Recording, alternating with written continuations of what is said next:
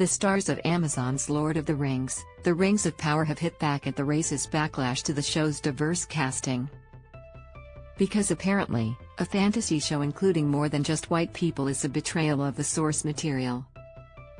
The entire cast released a statement condemning the racism and harassment on social media. "We, the cast of Rings of Power, stand together in absolute solidarity and against the relentless racism, threats, harassment and abuse some of our castmates of color are being subjected to on a daily basis," it said. "We refuse to ignore it or tolerate it." It went on to point out that J.R.R. Tolkien's world is inherently multicultural. Like, there are literally elves and dwarves. Come on. Our world has never been all white, fantasy has never been all white, Middle-earth is not all white, the statement continued. BIPOC belong in Middle-earth and they are here to stay. This statement also gave a massive shout-out to fans of color, acknowledging the racist vitriol they experience in fandom spaces.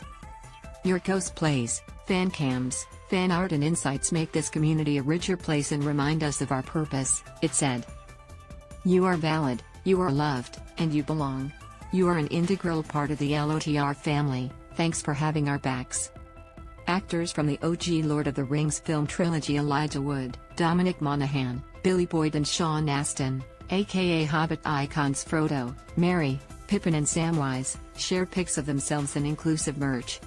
The merch was designed by Lord of the Rings TikToker, iconic job title, Don Marshall and says "You all are welcome here" in Elvish, which is a sweet touch. The statement comes after reports that the Rings of Power might be getting review bombed by trolls and salty fans. The review bombing allegations cropped up thanks to Rotten Tomatoes cause there was a massive gap between the critic reviews and audience reviews of the show.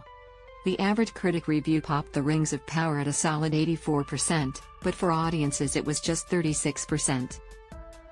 And over on Amazon itself, reviews for the show were temporarily suspended.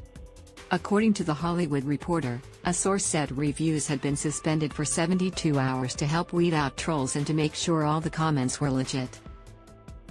Apparently that source then said Amazon's review pausing policy was started over the US summer for all its shows.